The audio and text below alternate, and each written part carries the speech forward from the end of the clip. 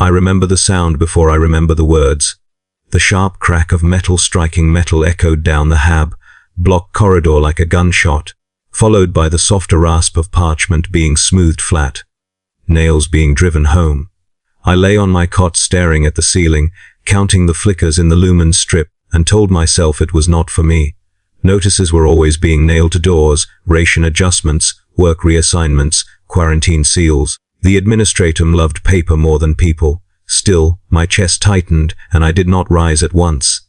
In the Imperium, hesitation is the closest thing to rebellion most of us ever allow ourselves. When I finally opened the door, the parchment was already curling at the edges, as if trying to pull away from the place it had been affixed.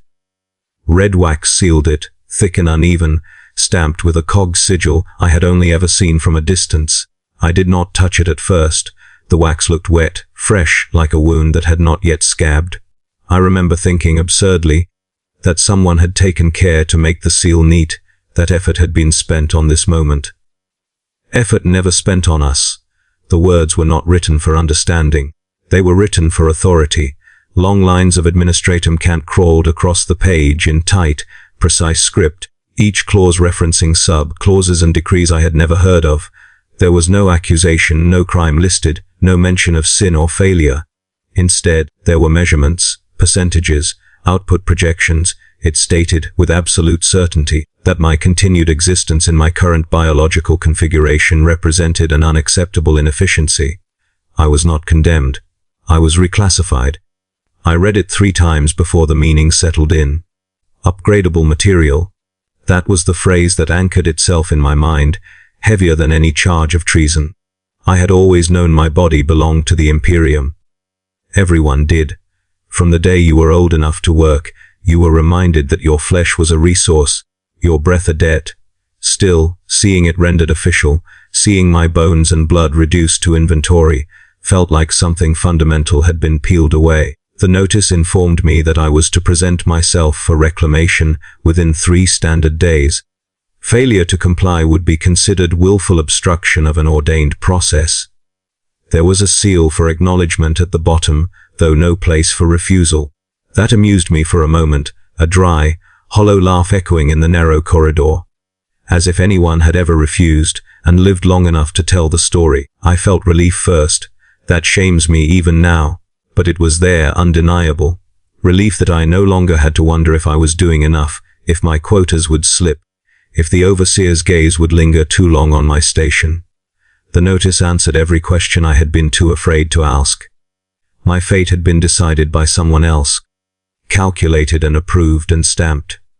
There would be no more pretending that survival was something I could earn. That relief curdled quickly. Terror followed close behind, creeping in through the cracks once the initial numbness faded. I had heard the stories, of course. Everyone had. Whispered fragments traded during shift changes, rumors passed like contraband. People who went behind the sealed doors and came back changed, or did not come back at all. Bodies with too much metal and too little soul. I told myself those were exaggerations, cautionary tales meant to keep us obedient. The Imperium did not waste resources on cruelty for its own sake. Everything had a purpose. That was what we were taught. I spent the rest of the day walking the hab, touching things as if to confirm they were real. The chipped enamel of the sink, the threadbare blanket that smelled faintly of machine oil and sweat. I pressed my palm to the wall and felt the distant vibration of the manufactorum below, a constant tremor that had lulled me to sleep since childhood. All of it suddenly felt temporary, already half forgotten. I wondered which of these sensations would be deemed inefficient. That night, I dreamed of ledgers, endless pages flipping themselves, lines of numbers rearranging as if alive. Somewhere in those columns, I knew, was my name, or what had once been my name, crossed out and replaced with a designation. I woke with my jaw clenched so tightly it ached, the taste of iron in my mouth, where I had bitten my tongue. On the second day, I tried to pray, not loudly, not properly, just a murmured appeal while sitting on the edge of my cot. I asked for understanding, if not mercy. The words felt thin and rehearsed, like something I had memorized without ever believing. No answer came, of course. Faith in the Imperium is a one-way transmission. You speak into the void and trust that someone, Somewhere is listening. I realized then that my prayers had always been a form of stalling. By the third day, the notice had become grimy from my handling, the wax seal cracked. I folded it carefully and placed it inside my work jacket, as if it were a personal document rather than a summons. When I stepped into the corridor, the air felt heavier, charged. A few neighbors watched from behind half-closed doors. No one spoke. There is a particular silence reserved for those who have been marked. A quiet acknowledgement that whatever happens next is contagious. As I walked toward the transit lifts, I felt something else being taken from me. Something less tangible than flesh. The idea that my body was my own had always been a fiction, but it was a comforting one. The notice stripped that away with bureaucratic precision. I was no longer a worker who might fail or succeed. I was material awaiting processing. The first mercy they took from me was choice, and I would not even realize how much else would follow until it was gone. They did not come for me with guns or shouted orders. That would have felt like a spectacle, something dramatic enough to justify fear. Instead, I joined the flow of bodies moving through the hive as if I were late for another shift. The transit lift groaned as it descended, chains clattering in the shaft like teeth chattering in a cold mouth. The lumen panels inside flickered between sickly white and a dim, blood-tinged emergency glow that never fully turned off. We stood shoulder to shoulder, pressed together by the simple math of too many lives in too little space. No one met anyone else's eyes. In the Imperium, eye contact is an invitation to share guilt. At the lower levels the air changed. It always did. The stale warmth of the hab stacks gave way to a sharper scent, ozone, disinfectant, hot metal, layered over the ever-present hive stink of humanity packed too tight. The corridor that led to the reclamation annex was marked by red lamps bolted high along the walls, each lamp hooded like a watchful eye. Their light did not brighten anything, it stained everything it touched. Faces looked bruised beneath it, mouths too pale, teeth too prominent. It was a color that suggested not warning, but inevitability. The queue began long before the doors. It began with the first line of people standing in silence, then another line branching off, then another, a serpentine pilgrimage through a maze of railings and floor markings. The rails were greasy from countless hands, the paint worn down where bodies had leaned too long. I took my place at the end, clutching my folded notice as if it might dissolve if I let go. Ahead of me, backs rose and fell with measured breaths. Some wore work uniforms like mine, stained coveralls, patched boots. Others were wrapped in priestly rags or prison greys. A few had the starved, hollow look of the underhive, eyes too bright in faces too thin. The Mechanicus did not discriminate between the desperate and the dutiful. All flesh was raw material. There was a rhythm to it, a slow surge forward every few minutes, then stillness. The soundscape was bureaucratic, not human. Stamps thudding somewhere beyond the doors. Servo skulls whining softly as they drifted overhead on antigrav hums, their lenses blinking red as they recorded. A Vox speaker crackled periodically to life and recited instructions in a flat monotone present documentation. Remove personal effects. Maintain orderly conduct. Compliance is devotion. The words were accompanied by a faint undertone, binaric clicks and trills woven through the Vox transmission like a second voice. A machine prayer layered over the human tongue. I tried to focus on small things.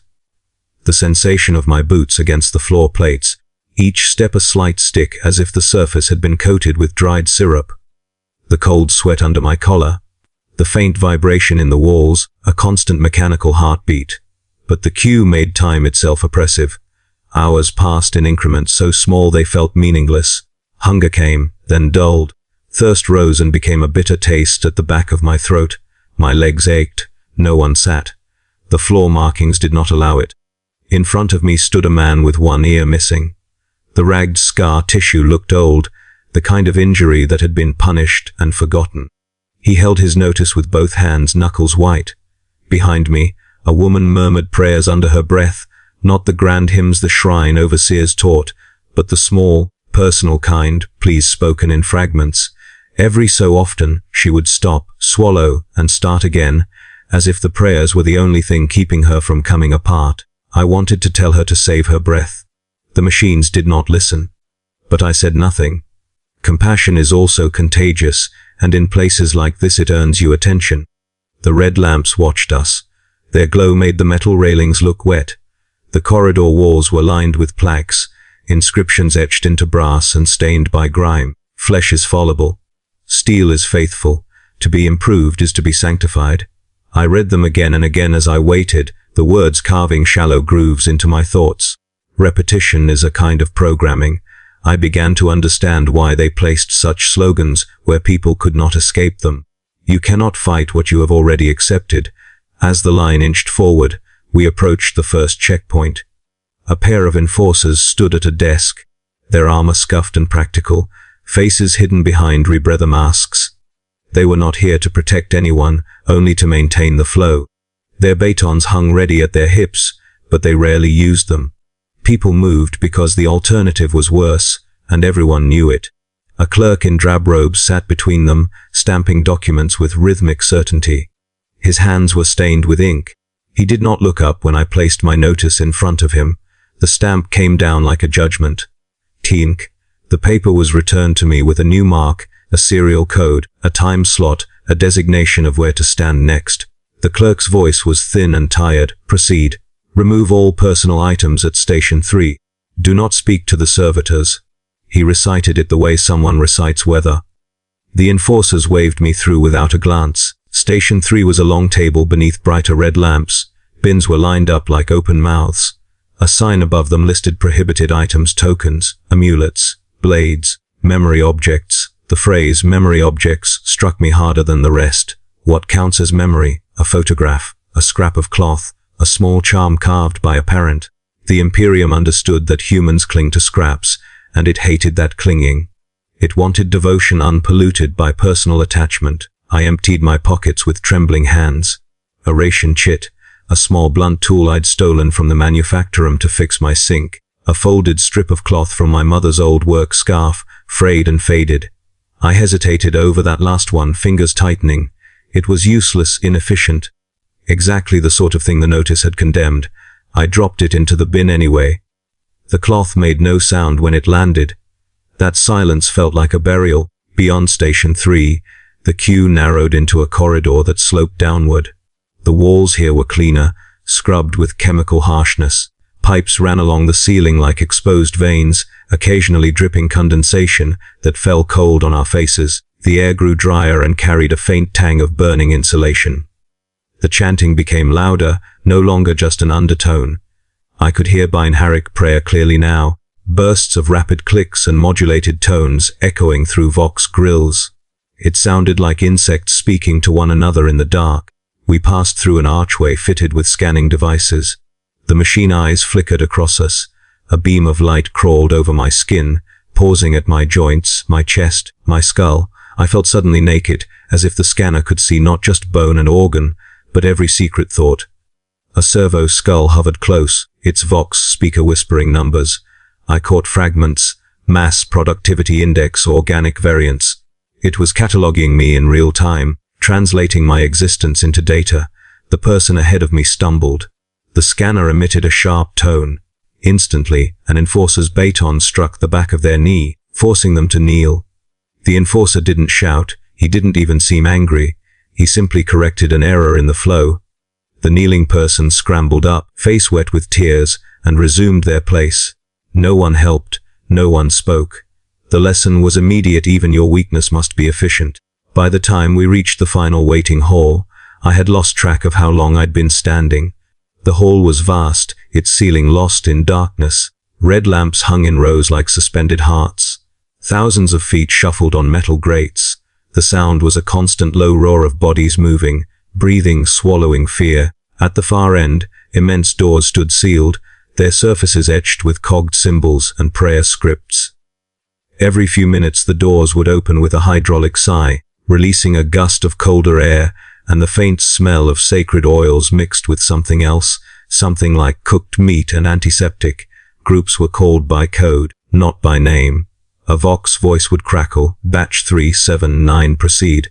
People would look down at their stamped papers, and those whose codes matched would step forward. Some clutched one another's hands for a final moment before being separated by rails and enforcers. Others walked alone, shoulders rigid. One woman tried to run.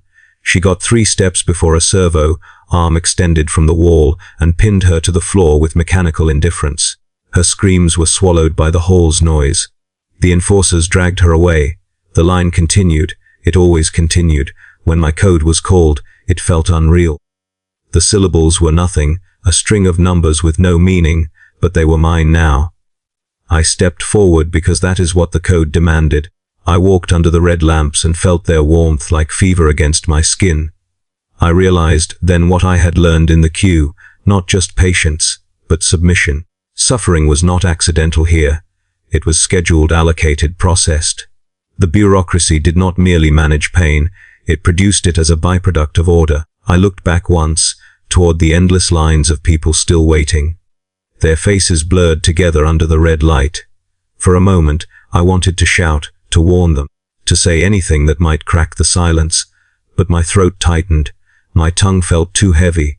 The Vox speakers above us droned compliance's devotion. The red lamps watched. The doors opened, and cold air rushed out like a sigh from a machine god. I crossed the threshold, and the queue behind me did not pause. They led us into a chamber that pretended to be smaller than it was.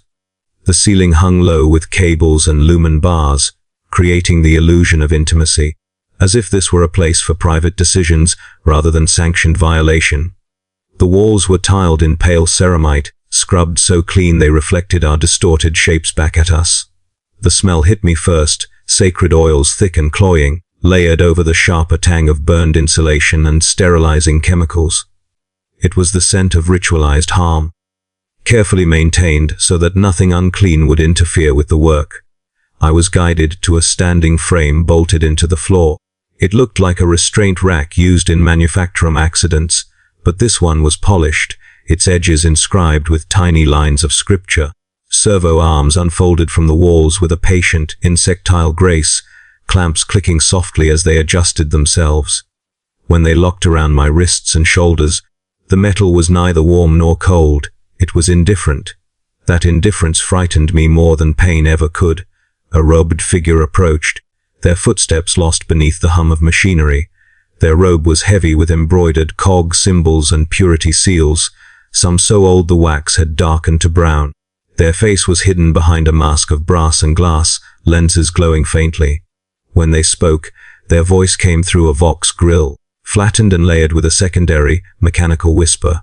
It sounded like 2 beings speaking in unison, one human, one something else. Designation confirmed, the figure intoned, organic mass within acceptable parameters, cognitive function adequate, subject eligible for upgrade. A slate was raised before my face by a servo arm. Lines of text scrolled across it too quickly to read, broken by diagrams of the human form overlaid with mechanical components. There was a stylus attached by a chain, its tip hovering inches from my hand. Consent is required, the robed figure said, as if announcing a minor administrative hurdle. Mark acknowledgement. I laughed. It burst out of me before I could stop it, a short, broken sound that echoed oddly in the chamber. The clamps tightened instantly, biting into my skin. The laughter turned into a hiss of breath through clenched teeth. I wanted to ask how consent could exist when I could not move, when armed enforcers stood behind me and servo arms waited like poised blades, but the question felt childish even as it formed. Consent here was a word, not a choice, a box to be checked. My hands are bound, I said instead, my voice hoarse. It sounded small in the cavernous room. The robed figure tilted their heads slightly, a gesture that might once have been human curiosity. Assistance authorized, they replied.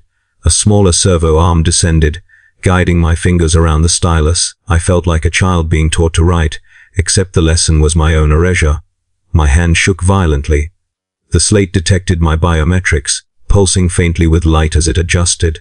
Failure to mark will be logged as non-compliance, the figure added. Non-compliance reduces efficiency. Efficiency, always that word. I pressed the stylus down. The mark I made barely resembled a signature, just a jagged line, uneven and desperate. The slate chimed softly. Somewhere, a system updated, a record finalized. The servo arm released my fingers and withdrew, as if its task were complete. That was it. The sum total of my consent, reduced to a trembling scratch on glass. As the slate was removed, another figure joined the first. This one wore additional augmetics openly, metallic fingers, cables running from their spine into a backpack unit that hissed quietly. They spoke not to me, but to a data feed projected in the air between them. Projected yield acceptable, they said. Augmentation plan within standard deviation. Organic components to be retained: neural core, respiratory base, partial digestive tract, redundant systems to be excised. They discussed me the way overseers discussed malfunctioning equipment on the line, calmly, clinically. Occasionally, they would glance in my direction, but only to confirm that the clamps held, that I was still conscious. I realized then that the chamber was designed not for negotiation, but for theater. The ritual of consent existed to reassure the system, not the subject. It allowed the Mechanicus to claim sanctity, to wrap inevitability in ceremony. I tried to pray again. The words tangled in my throat. I could not remember the proper litanies, only fragments learned in childhood. They felt inadequate, like trying to stop a machine with bare hands. The binaric chanting grew louder, filling the chamber with a rhythmic pulse that vibrated through my bones. It was hypnotic, almost soothing, and that frightened me most of all. Part of me wanted to surrender to it, to let the sound carry me somewhere numb. A third slate appeared, this one smaller, displaying my designation code and a series of timestamps. Processing will commence shortly. The first robed figure said, "Subject is advised to remain calm. Elevated stress hormones reduce component longevity." I was advised. That was the extent of their concern. A servo arm extended toward my face, and before I could recoil, something cold clamped around my jaw. Metal pressed against my cheeks, my temples, locking my mouth open. Panic flared hot and immediate. I tried to scream, but the sound came out as a muffled, animal noise trapped in my own skull. My tongue felt too large, my breath too loud. The world narrowed to the pressure of the clamp and the frantic pounding of my heart. Jaw immobilization is standard. The second figure noted, prevents vocal interference. They spoke as if I were not there, as if my terror were an environmental factor like heat or humidity. I felt tears spill from my eyes, sliding down into my ears where they pooled uncomfortably. The chamber lights seemed too bright now, each lumen strip a blade of white cutting into my vision. I could smell my own fear, sharp and sour beneath the oils. Another mark was required, they said. This one was verbal, a recorded acknowledgement.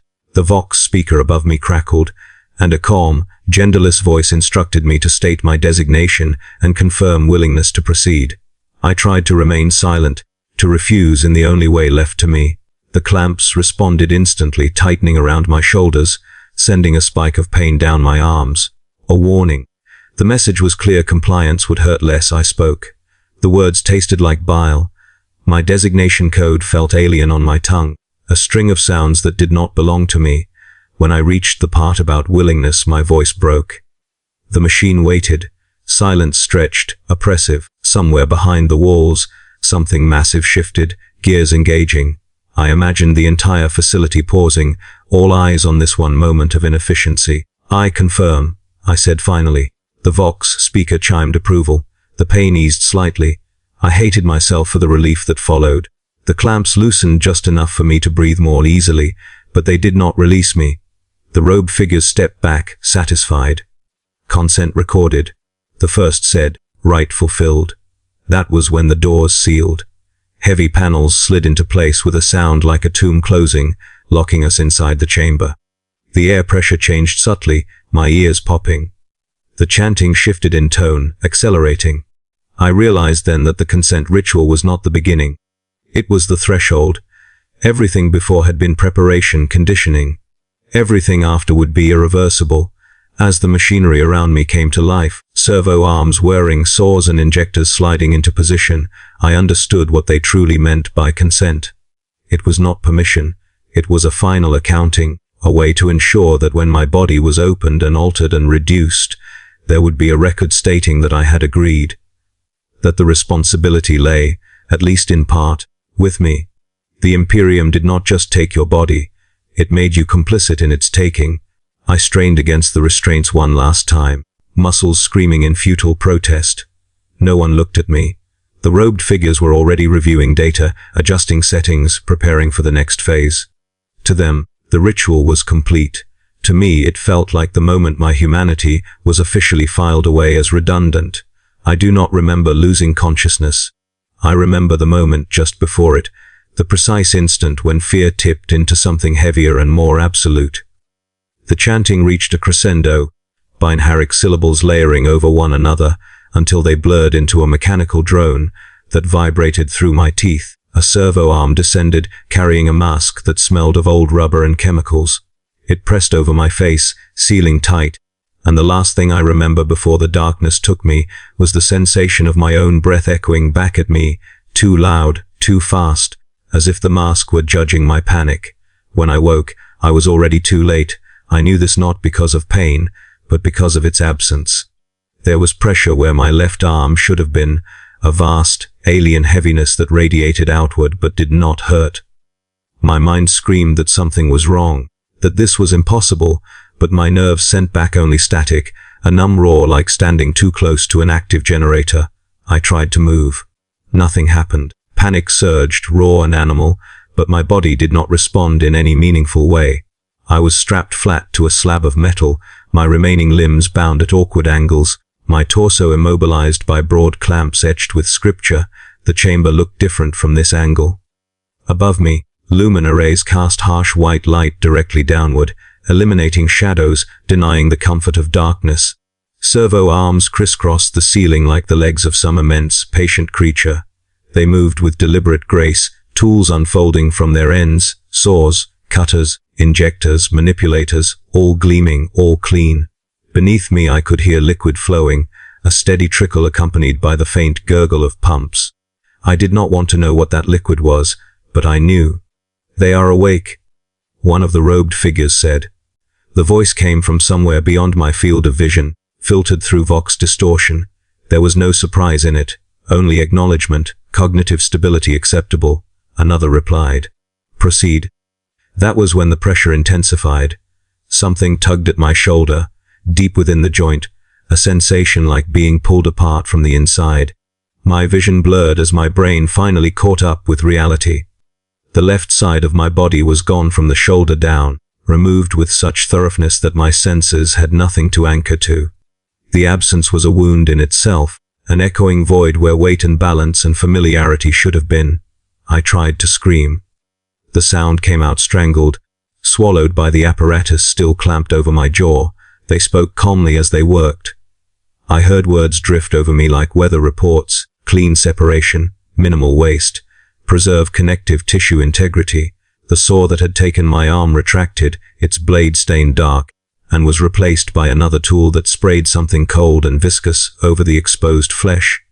I felt the chill seep deep, numbing what little sensation remained.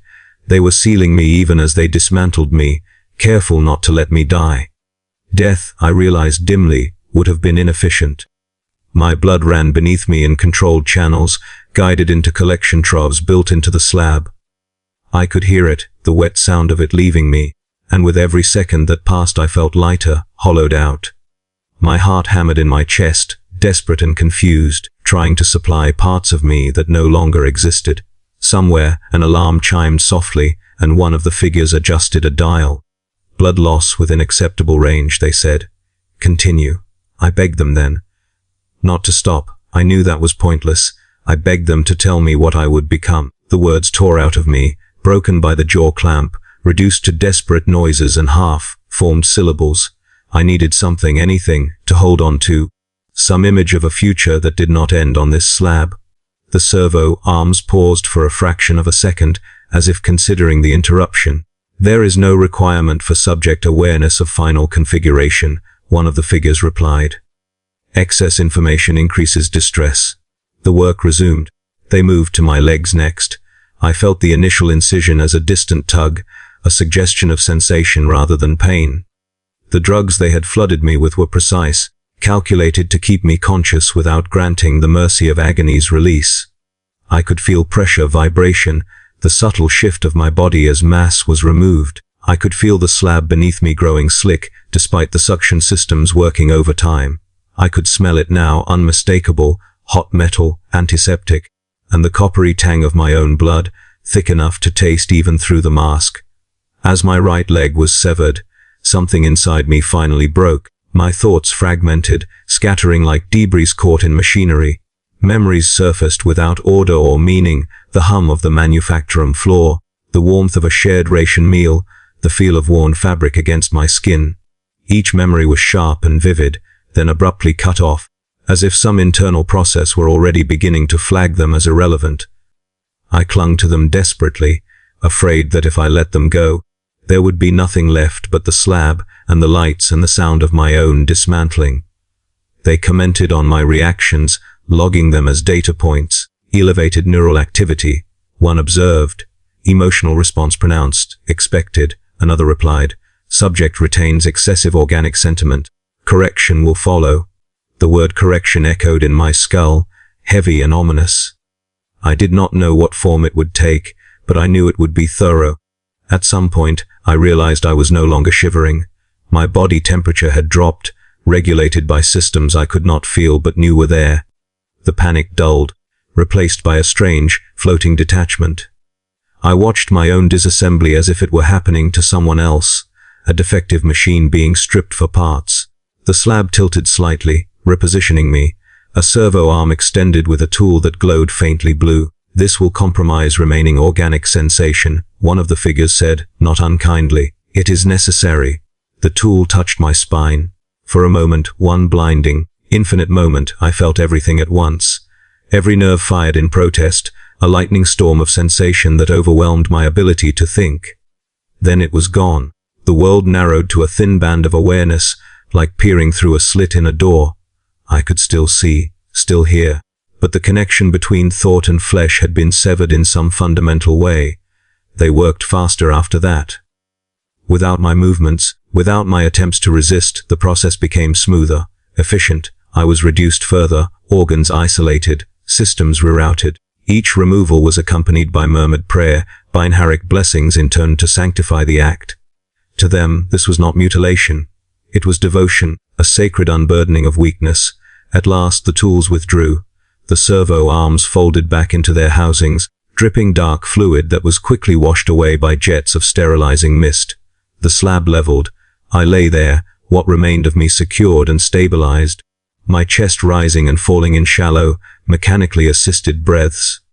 The robed figures gathered data, their attention already drifting toward the next subject, the next set of numbers waiting beyond the sealed doors. I wanted to cry. I could not tell if I did. My face felt distant, like it belonged to someone else. All I knew was the weight of absence, the missing limbs, the missing balance, the missing certainty of where my body ended. The silence that followed the machinery's retreat was immense, oppressive. It pressed down on me harder than any clamp. In that silence, I understood something with terrible clarity. The first removal was not just of flesh. It was the moment they proved to me that there was no going back. Whatever I had been before, the worker, the citizen, the person who once believed their body was their own, had been left on the cutting table in pieces, catalogued and drained away. What remained was something unfinished, something waiting to be filled with purpose whether it wanted it or not. The lights dimmed slightly, shifting to a standby glow. A voice crackled through a Vox speaker above me. Subject stabilized. Prepare for augmentation phase. I lay there unable to move, unable to look away from the ceiling, listening to my own altered breathing. If there had been mercy left in the Imperium, it would have let me fade back into darkness. Instead, it kept me awake, preserved just enough to remember this moment forever.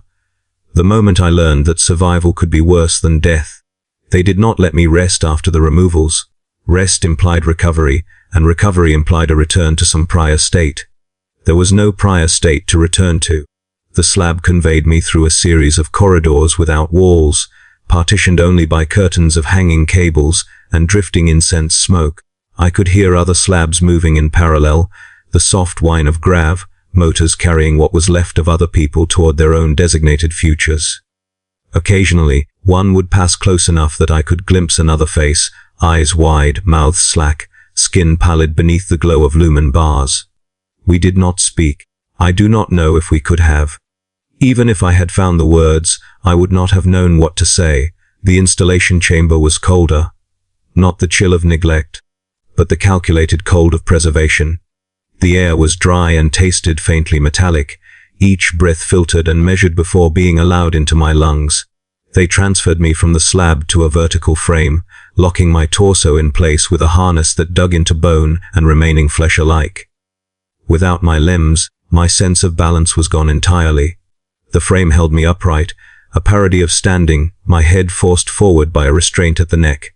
I felt displayed, positioned not for my comfort, but for ease of access. The augmetics waited on racks along the walls. I had seen machine parts all my life, conveyor arms, stamping presses, maintenance drones, but these were different. They were shaped to fit the human form, or rather, to replace it. Polished metal limbs rested in prayerful arrangement, cables coiled like dormant serpents. Some bore fresh purity seals, parchment strips fluttering slightly in the recycled air. Others were scarred, their surfaces etched with tool marks and repair sigils, clearly repurposed from previous owners. The thought lodged in my mind, unbidden someone else wore that. A chorus of binary chanting filled the chamber as the robed figures entered. More of them this time, their augmentations more extensive. Some walked with uneven, mechanical gaits. Others glided on hidden supports, their feet never quite touching the floor. Their robes brushed against one another with the sound of dry fabric and softly clinking metal. They took their positions around me, as acolytes might around an altar. I realized with a hollow certainty that I was the altar. Commence rite of installation, one intuned. The words were echoed by the others, first in low Gothic, then in binary. The sound layered and intensified, reverberating through my chest. I felt it resonate in places that were no longer flesh, vibrations traveling through exposed bone and newly sealed interfaces. The first limb was brought forward, a replacement arm, heavy and unmistakably solid. It was larger than the one I had lost, its proportions subtly wrong, built for strength and endurance rather than familiarity. Cables trailed from its shoulder joint, ending in clusters of connectors that glistened with conductive gel. A servo arm guided it into position beside the stump of my shoulder. I watched, unable to look away, as they aligned metal to bone with meticulous care. The moment of attachment was agony reborn, not the clean, distant pressure of removal, but a white, hot surge as something forced its way into pathways that had not been meant for it. I felt the augmetic interface burrow into my nerves, overriding endings that had already been cauterized and sealed. My vision exploded into static, lights bursting behind my eyes. I screamed, or I think I did. My jaw restraint muffled the sound into a raw, animal moan. The chanting grew louder, drowning me out, sanctifying the intrusion. Neural handshake established, one of the figures said calmly, motor feedback within acceptable range. They tested it immediately. Without warning, the new arm twitched. Fingers I had never owned clenched into a fist with crushing force. The sensation was wrong, too sharp, too immediate, as if the limb were shouting into my nervous system rather than speaking. I tried to will it to stop. For a fraction of a second, nothing happened. Then a jolt of pain lanced through my chest, sharp enough to steal my breath. A warning. The augmetic relaxed its grip. Subject hesitated. A voice observed. Corrective stimulus effective. They explained nothing further. They did not need to. The lesson was brutally clear: the limb would move as instructed, and any delay on my part would be punished. Control was no longer a shared endeavor. It was enforced. They repeated the process with another limb, then another. Each installation brought fresh waves of pain and disorientation, each connection rewiring my sense of self a little more. The mechanical legs were even worse. Their mass dragged at my hips, altering my center of gravity in ways I could not instinctively correct. When they powered on, the frame holding me upright compensated automatically, preventing me from collapsing under the unfamiliar weight. I felt like a puppet being fitted with heavier strings. Between installations, they anointed the augmetics with oils, murmuring blessings that blurred together in my mind. Blessed be the steel that endures. Blessed be the flesh that yields. I wondered dimly which part of me was being blessed now. My remaining organic components felt like afterthoughts, scaffolding to support the real work of transformation. When they finally released the frame enough to test full integration, I nearly blacked out. The sudden demand on my altered body sent a shock through my system. The mechanical legs engaged, pistons hissing softly as they took my weight. I did not fall, but neither did I stand in any way that felt natural. My posture was rigid, enforced by internal stabilizers that corrected any deviation before I could consciously register it. I was upright because the systems decided I should be. Walk, a voice commanded. I tried. The attempt was clumsy, instinct-fighting algorithm. My thoughts lagged behind the machine's expectations, and for each misstep, pain flared in precise, targeted bursts, not enough to disable me but enough to instruct. Step, balance, shift weight. The augmetics adjusted themselves in real time, learning me even as they disciplined me. After a few halting movements, something clicked. The pain lessened. The machine approved. A wave of nausea washed over me, followed by a sickening sense of accomplishment. I had obeyed. I had been rewarded with the absence of pain. The realization horrified me more than the installation itself. They were not just attaching limbs. They were conditioning me, teaching me to associate compliance with relief. Purpose was not something to be discovered. It was something to be installed. As the final connections were sealed, a low hum began somewhere deep within my torso. Power routing systems activated, drawing energy from an internal source I could feel but not identify. The sensation was constant, a background vibration that never fully faded. It reminded me of standing too close to a massive engine, except now the engine was part of me. I was plugged into something larger, something that did not care if I understood it. They stepped back to observe their work. I stood there, swaying slightly, my new limbs adjusting microsecond by microsecond to maintain equilibrium. Sweat ran down my back, pooling at the base of the harness. My heart raced, struggling to keep pace with demands it had never been designed to meet. Purpose installation complete. The lead figure announced. Subject functional. Functional, not whole, not saved, functional. One of them approached, their augmented hand resting briefly against my chest. I felt a faint pressure, then a sharp sting as something injected directly into my bloodstream. My thoughts fuzzed, edges blurring. Initial compliance protocols uploaded. They said, behavioral correction matrix active. That was when I felt it, not as a thought, but as an absence. A subtle narrowing of possibility. Where before there had been hesitation, doubt, a moment to question an order, there was now a blank space, quickly filled by compulsion. The machine did not remove my ability to think. It simply made certain thoughts more painful than others. I began to mourn then, not for my lost limbs, but for the memory of choosing how to move, when to pause, whether to obey. Standing there, bolted together from sanctioned components and coerced obedience, I understood what they meant by purpose. Purpose was not meaning, it was direction, imposed and enforced, with no allowance for deviation. They unfastened the harness. For a heartbeat, I panicked, certain I would collapse. Instead, the augmetics compensated, locking into place, holding me upright without conscious effort. I stood on my own, if that word still applied. The robed figures watched, silent, evaluating. Return subject to holding. One ordered. Begin compliance indoctrination cycle. I was guided away, my steps measured and precise despite my terror. Each movement felt rehearsed, pre-approved. As I left the chamber, I caught a final glimpse of the racks of augmetics waiting for the next body, the next life to be refitted. I wondered, briefly, if the pieces they had removed from me would be cleaned and mounted there in turn, offered as replacements for someone else. Purpose, I learned, was transferable. They gave me no time to understand my new body before they put it to work.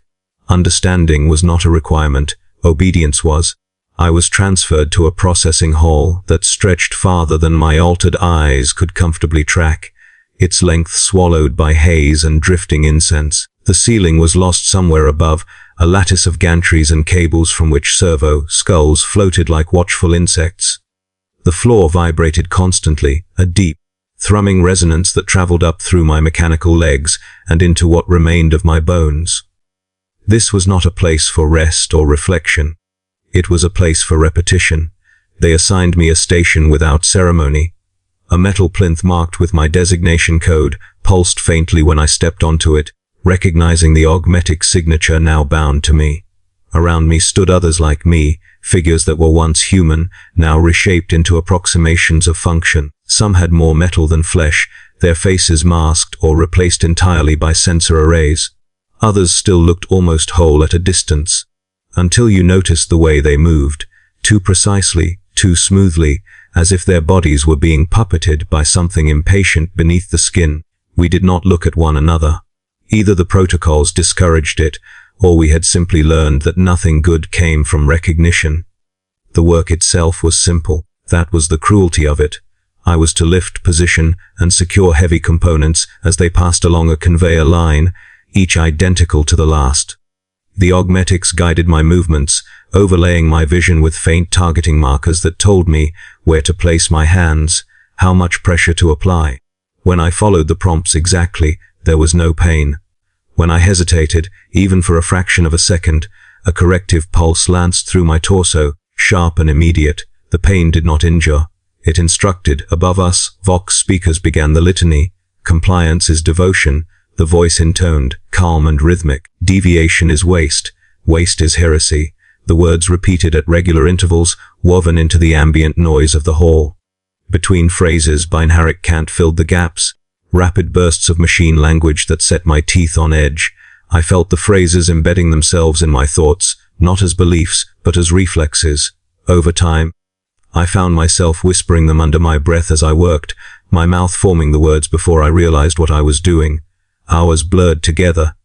Or maybe days. Time lost meaning when every moment was identical to the last.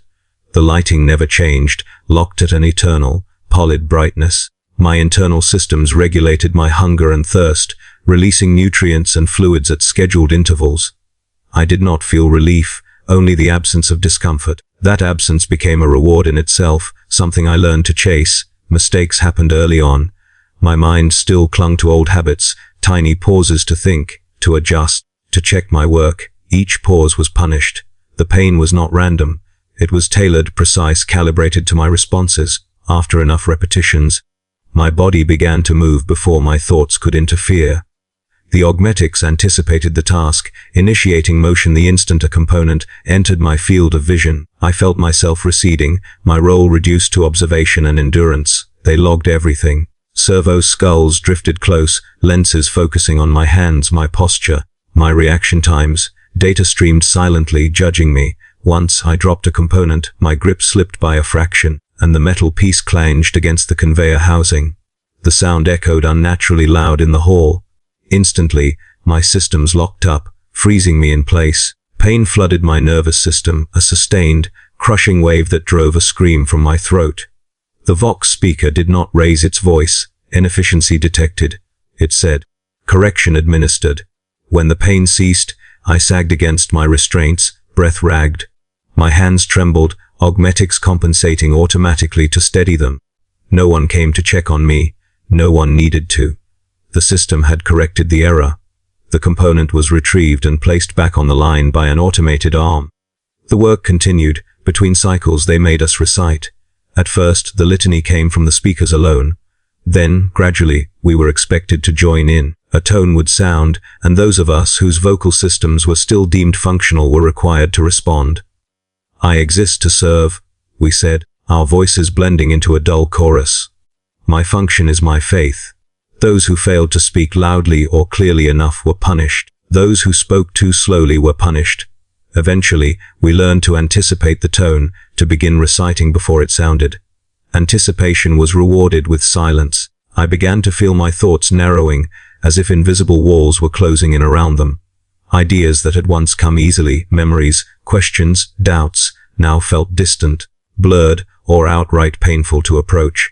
When I tried to remember my life before the notice, a pressure built behind my eyes, accompanied by a warning tremor in my chest. The system did not forbid memory. It simply made it uncomfortable enough that I stopped trying. Hope, I realized, worked the same way. Not forbidden, just inefficient. Sleep, when it came, was not sleep as I remembered it. My body entered a low power state at scheduled intervals, consciousness dimming but never fully extinguished. I dreamed in fragments, loops of motion, flashes of red light, the endless rhythm of the conveyor. Sometimes, in those half-dreams, I felt a ghost sensation where my original limbs had been, an itch or ache in parts of me that no longer existed. The system flagged these sensations as anomalies and adjusted my neural feedback accordingly. Over time, even the ghosts faded. I started to notice changes in my voice. It grew flatter, more measured. Emotion drained from it, not because I felt none, but because expressing it triggered subtle corrections, tightness in my chest, a faint burn along my spine. It was easier to speak the way the system preferred, easier to sound like the others. One cycle, as I worked, a figure collapsed 2 stations down the line. Their augmetics sparked briefly, smoke rising from a damaged joint. They fell hard, metal striking metal, and did not get up. The conveyor did not stop. The Vox speaker paused its litany for exactly 3 seconds, then resumed. Automated arms moved in, lifting the fallen figure with mechanical efficiency. I caught a glimpse of their face as they were carried past, eyes open, unfocused, mouth working soundlessly. I wanted to feel horror. I wanted to feel sorrow. What I felt instead was a flicker of calculation, throughput impact minimal. The thought sickened me once I recognized it as my own. Or perhaps not my own. I could no longer tell where my thoughts ended and the system's expectations began. That uncertainty gnawed at me in the few quiet moments between tasks.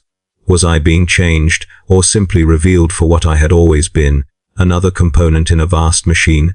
At the end of what I later learned was a compliance cycle, they herded us into a smaller chamber. We stood in rows, perfectly aligned, augmetics holding us rigid. A robed figure walked slowly along the line, scanning us with a handheld device that hummed softly. When they reached me, the device paused, emitting a different tone. The figure lingered, compliance within acceptable parameters. They said, subject exhibits residual organic cognition but demonstrates improved response times. Improved, that word again, always improvement. Always progress measured in fractions of efficiency. The figure tapped something into their device. I felt a faint adjustment ripple through my systems, like a muscle twitch deep inside my chest. The pressure behind my eyes eased slightly. It was easier to stand, easier to wait, easier to accept. As we were dismissed back to our stations, the Vox speaker delivered its final message of the cycle. Hope is a variable, it said. Variables introduce error. Error is inefficiency. The words settled into me, heavy and final. I understood then that the litany was not meant to inspire. It was meant to erase. Slowly, methodically, without drama. They were sanding me down, smoothing out the rough edges of thought and feeling until all that remained was a shape that fit. And the most terrifying part was this: it was working.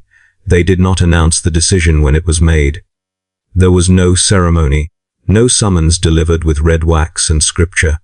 One cycle blurred into the next until, midway through a task I could now perform without conscious thought, my body simply stopped. The conveyor continued to move. Components piled up against my hands. Pain did not come immediately. Instead, my augmetics locked me in place, joints rigid, posture perfect. A soft tone sounded in my skull, diagnostic clinical, organic degradation exceeding tolerance. A voice murmured, not through the hall Vox, but directly into my auditory feed. Subject flagged for optimization. I felt a flicker of something then. Fear perhaps, or recognition. It passed quickly, smothered by the familiar narrowing pressure as my systems dampened emotional spikes. Still, somewhere deep inside the remaining meat of my brain, a primitive alarm rang. I knew what optimization meant. I had seen others removed from the line before, never to return as they were. I had told myself I would be different, more efficient, worth keeping intact. 2 automated escorts arrived, tall, skeletal constructs with too many joints and blank, sensor-studded faces. They took hold of my arms with grips calibrated not for comfort, but for control. As they turned me away from the line, I noticed that no one else reacted. Not a glance, not a pause in the litany. I was already being subtracted from the system, my absence calculated and absorbed before it truly occurred. They moved me through corridors I had not seen before, deeper into the facility, where the air grew colder and the walls thicker. The hum of the manufactorum faded, replaced by a deeper, more resonant vibration that seemed to come from the structure itself. These halls were older. The metal was darker, scarred by centuries of use. Scripture here was etched directly into the walls, rather than applied afterward, each letter worn smooth by time and touch. The operating vault waited at the end of the passage, Its doors were massive, layered slabs of reinforced metal, inscribed with warning sigils and prayers of containment. As they opened, a wash of sterile air rolled out, carrying with it the familiar scents of oil, antiseptic, and something faintly sweet beneath, the smell of preserved flesh. My systems identified the chamber instantly, cross-referencing sensory data with stored trauma markers. The pressure behind my eyes returned, sharper this time, accompanied by a flicker of resistance that surprised me with its strength. They strapped me to a slab once more. The restraints were different now, redesigned to accommodate my augmetics, locking directly into ports along my limbs and spine. I felt the familiar helplessness settle over me, heavier than before. Back then, I had still been whole enough to imagine escape, to believe in some last-minute reprieve. Now, lying there with more steel than flesh, I understood the truth. I had been built for this table. Every upgrade, every correction had been a step toward making me easier to dismantle. The robed figures gathered again, more numerous than before. Some I recognized from previous procedures, their silhouettes familiar even through layers of augmentation. Others were new, their forms barely humanoid beneath cables and armor plating. They spoke to one another in low tones, binary streams flashing between their augmetic implants faster than my altered senses could fully pass. Degradation localized but progressive. One said, organic components failing to meet projected lifespan, cost-benefit analysis. Another asked. A pause, data flickered across a holo slate above me, reflected faintly in my eyes. I could not read the numbers, but I understood their meaning instinctively. I was being weighed, not morally, economically. Further optimization recommended. The first concluded, retention of select cognitive engrams advised.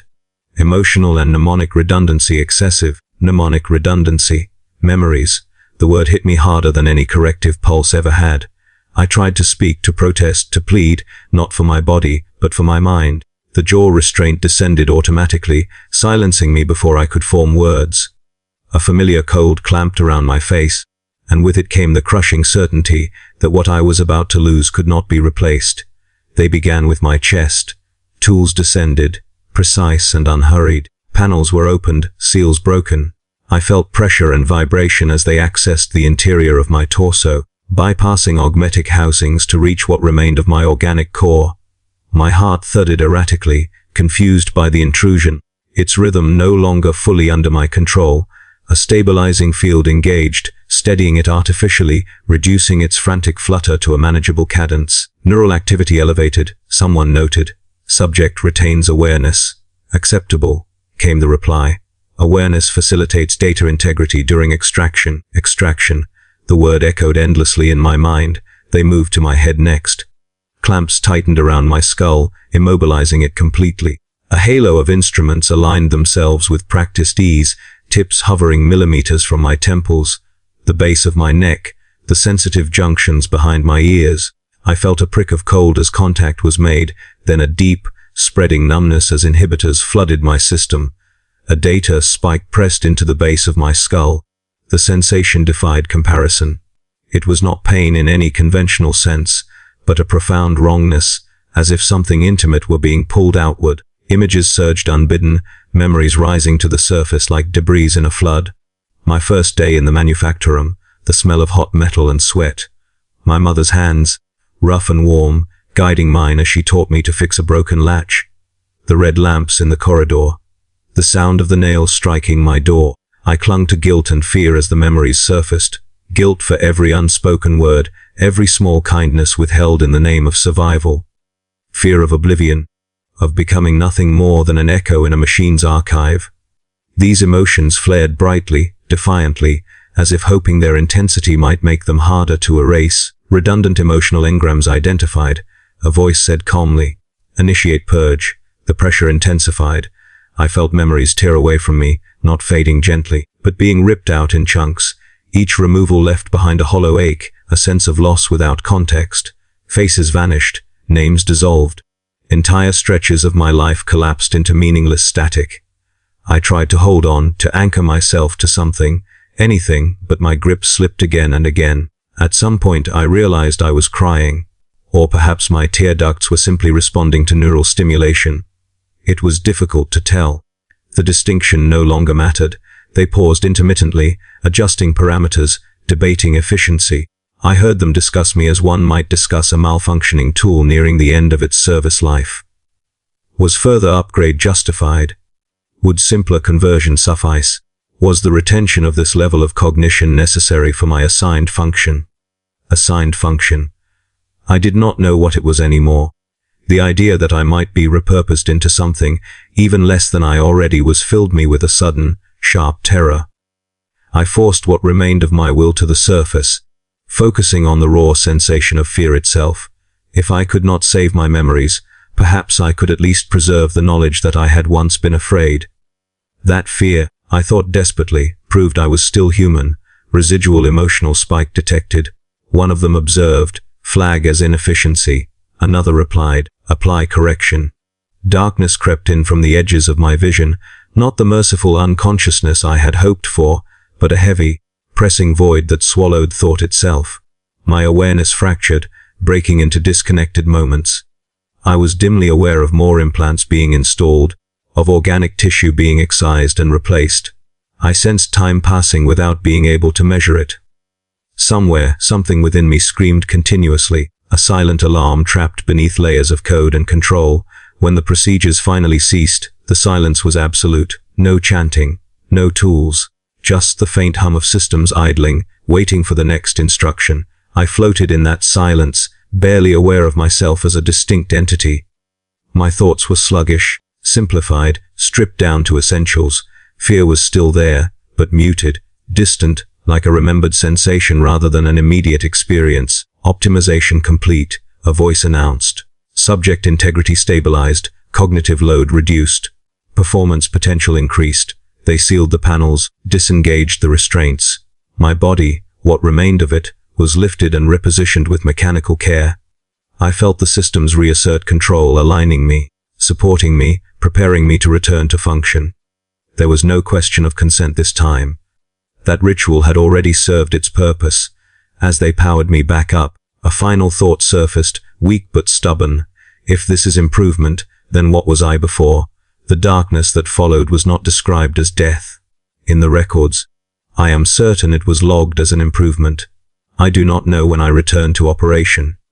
There was no moment of awakening, no clear boundary between darkness and function. Awareness seeped back into me gradually, like coolant filling an empty system. First came sound, the distant thrum of machinery, the familiar cadence of the manufacturer's heartbeat. Then sensation, not touch as I once knew it, but data. Pressure readings, load tolerances, environmental metrics scrolling through processes I no longer consciously controlled. I stood at a station again. I knew this because my legs were locked in a posture designated as optimal, and because components moved past me on a conveyor at a rate my systems recognized as acceptable. My hands, metal, articulated, precise, moved in perfect synchronization with the line. There was no hesitation, no lag. Each motion began and ended exactly where it should, guided by internal directives that no longer felt intrusive. They felt natural. Or perhaps I no longer had a reference point for anything else. Thought came slowly, cautiously, like an unauthorized process testing system limits. I am here, it observed, not I stand or I work. Those concepts carried unnecessary detail. Here was sufficient.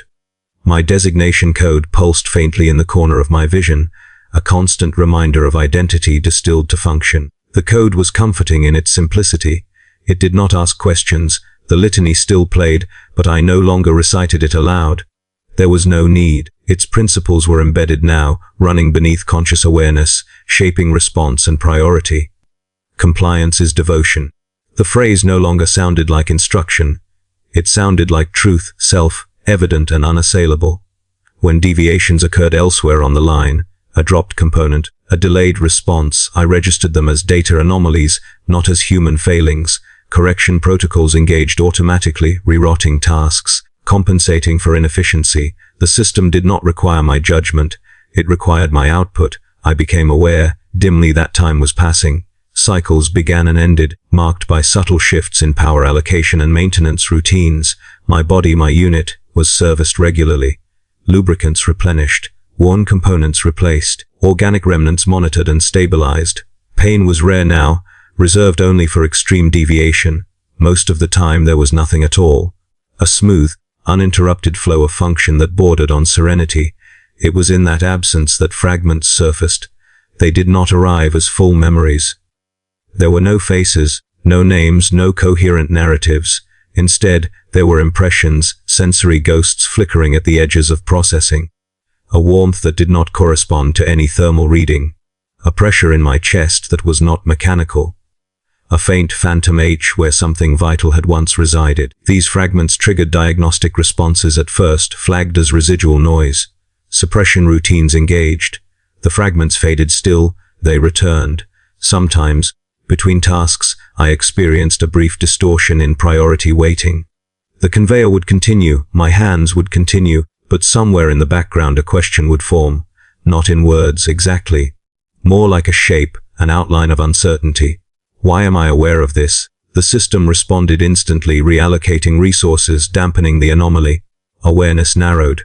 The question dissolved. I understood then why they had left me this sliver of consciousness. Not out of mercy, out of utility.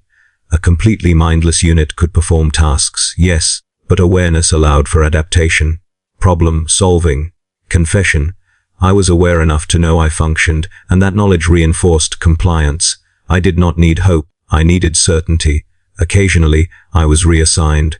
The line would halt for me alone, automated escorts guiding me to a different hall, a different task. Heavy lifting, hazardous environments, zones where radiation levels exceeded what unmodified flesh could endure.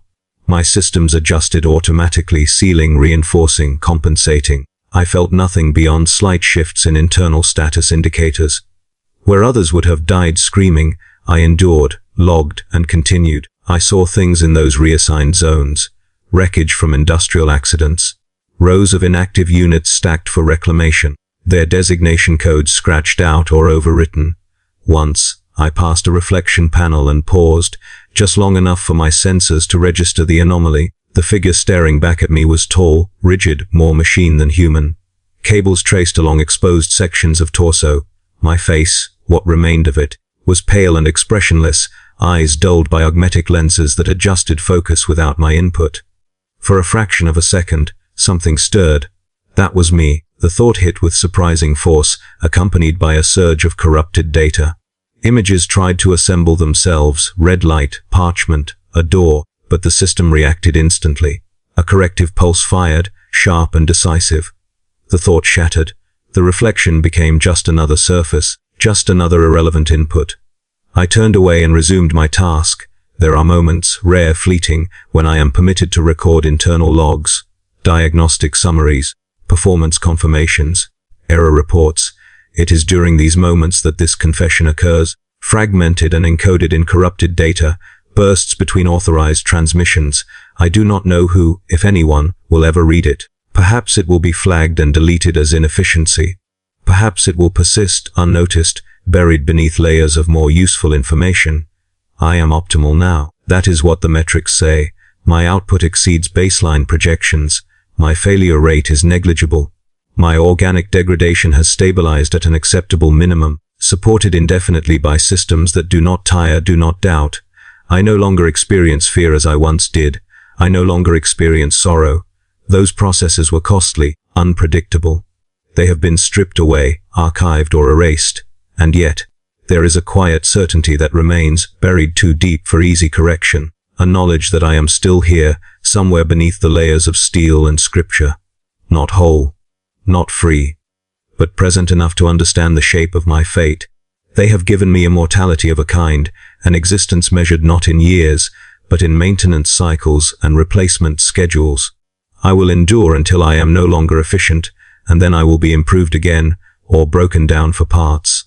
If this is salvation, it is one without rest. If this is purpose, it is one without meaning. I function, I obey, I endure, and I will never again be allowed to die.